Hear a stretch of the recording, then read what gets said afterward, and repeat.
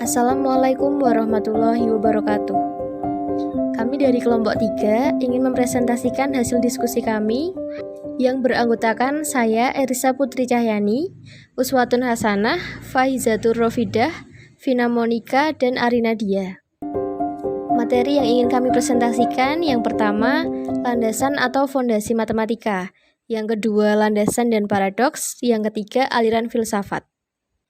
Selanjutnya akan dibacakan oleh Mbak Arina. Landasan atau fondasi matematika. Istilah dasar atau landasan matematika kadang-kadang digunakan untuk bidang tertentu dari matematika itu sendiri, yaitu untuk logika matematika, teori himpunan aksiomatik, dan teori bukti. Pencarian dasar matematika adalah juga pertanyaan sentral dari filosofi matematika. 1. Teori himpunan aksiomatik.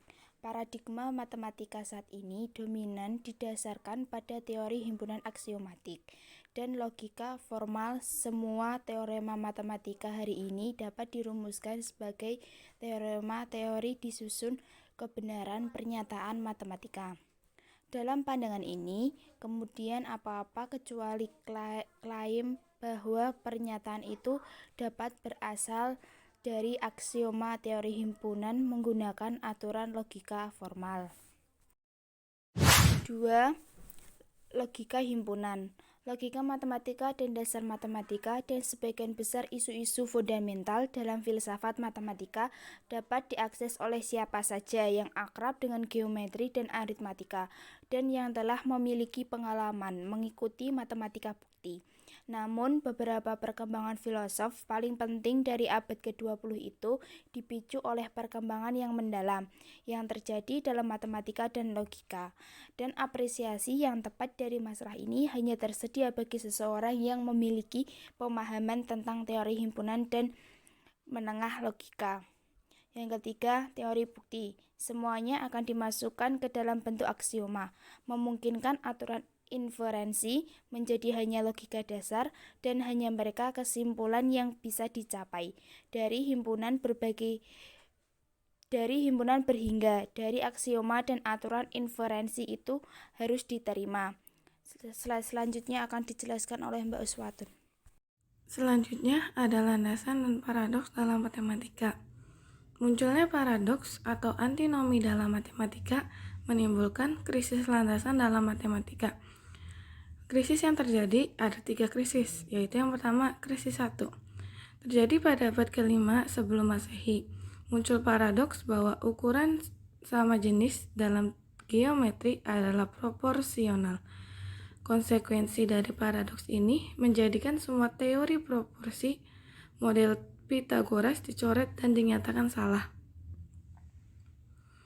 Krisis ini tidak segera diatasi dan baru sekitar 500 tahun kemudian diatasi oleh Eudoxus dengan penemuannya bilangan rasional pada tahun 370 sebelum Masehi. Krisis 2 terjadi pada abad ke-17. Newton dan Leibniz menemukan kalkulus. Hasil ini sangat diagungkan karena penerapannya yang gemilang dengan konsepnya infinitesimal. Namun, hasil-hasil penerapannya justru digunakan untuk menjelaskan landasannya. Krisis ini dapat diatasi pada abad ke-19 oleh Cauchy dengan memperbaiki konsep kalkulus melalui konsep limit. Dengan aritmetisasi oleh Weierstrass, krisis landasan 2 telah diatasi. Krisis 3. Abad ke-19, Cantor menemukan teori himpunan. Teori ini disambut antusias oleh para matematikawan dan teori himpunan telah menjadi landasan cabang-cabang matematika. Pada tahun 1897, Burali-Porty, Bertrand Russell mengajukan paradoks-paradoks dalam teori himpunan. Salah satu bentuk paradoks yang ditemukan Bertrand Russell pada tahun 1919 mengenai janji seorang tukang cukur pada suatu warga desa tempat ia tinggal dan mengumumkan suatu hukum bahwa ia akan mencukur siapa saja orang-orang di desa itu dan hanya orang-orang di desa yang tidak mencukur sendiri jenggotnya. Sama halnya dengan paradoks Epimenides, seorang filsuf yang tinggal di Pulau Kreta, pernah membuat pernyataan bahwa warga Pulau Kreta selalu berbohong. Hal ini membuktikan bahwa pernyataan tersebut self-kontradiktori.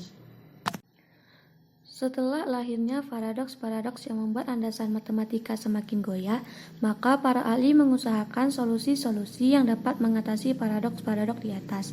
Di antaranya, solusi yang pertama muncul dari Zermelo pada tahun 1908, kemudian dilengkapi oleh Fraenkel, Skolem, von Neumann, dan Bernays. Tetapi seiring berjalannya waktu, banyak kritik yang menganggap bahwa solusi tersebut hanyalah membuang paradoks-paradoks tanpa penjelasan yang pasti. Selanjutnya ada 3 aliran filsafat.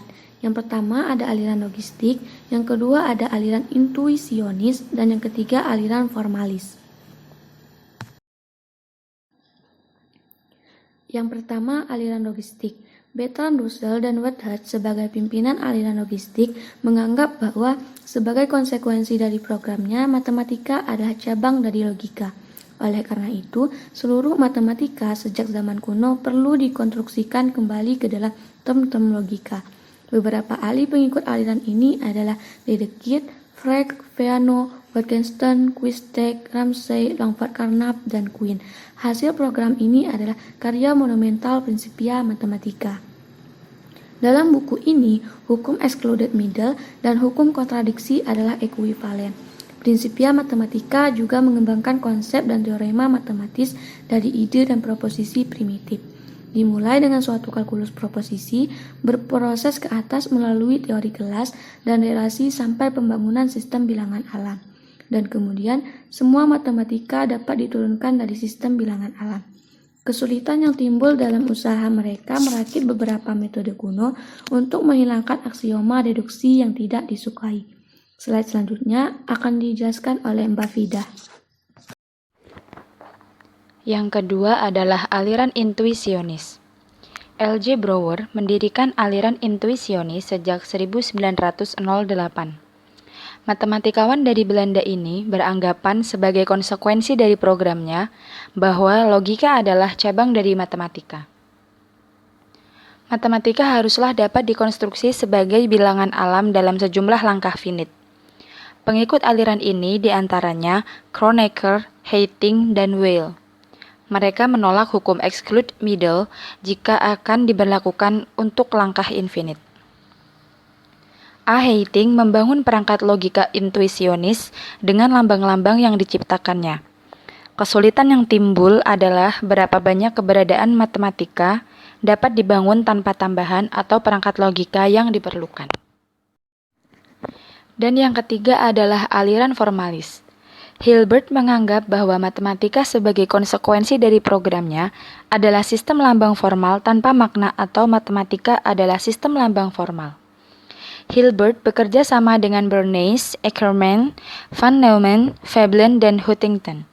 Untuk mengkonstruksi seluruh matematika yang telah ada, diperlukan teori bukti untuk menjamin konsistensinya. Dengan lambang-lambang formal kaum formalis, menghasilkan karya monumentalnya yaitu Grundlagen der Mathematik, jilid 1 dan 2.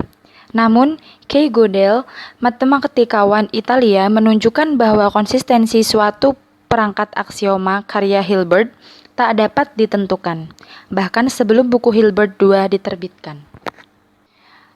Apakah ada yang ingin ditanyakan?